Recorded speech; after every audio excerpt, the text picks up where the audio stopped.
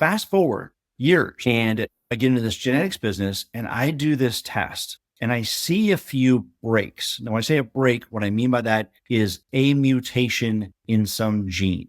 So a SNP, a mutation, is when there's a variation. So we want it to be perfect like this. And if there's a SNP, it can be bent a little bit to where it's not going to allow certain things to happen at that optimal functioning space. So what we noticed was there's a gene by the letters of CBS. And within that particular gene, there's a lot of regulation and instruction around homocysteine.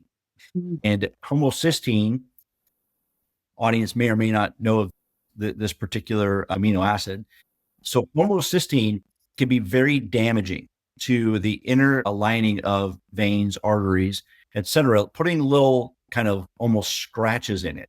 And what the body does inherently is it uses cholesterol to go in and fix that. Well, as it does that, the veins become less flexible. And that is something that ended my father's life. Upon me taking this genetic test, we find that I've got this mutation, and I had been running high in homocysteine, but no one really could figure out why or what to do about it.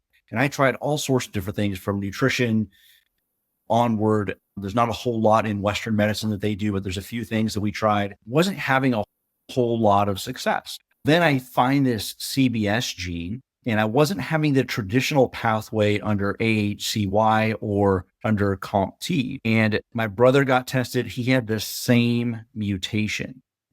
And in looking at that, we found some research out of Oxford University that talked about an amino acid by the name of glycine. And trimethylglycine, I started taking this at the recommendation of reading this study, and literally 30 days later, I checked my homocysteine and it went from 14 to 8.9.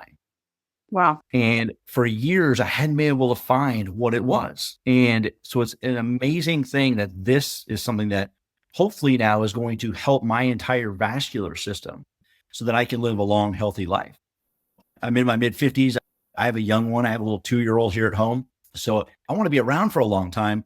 And I feel like I was able to find, that information that I may not have found before, because doing genetic tests provides you that blueprint. It's very intricate, but keep in mind that there's 25 to 30,000 different genes that make up a human body. And we're testing for 92 of those with 112 SNPs. So the most common things you're going to find are with us. And then you can go and dig deeper with it.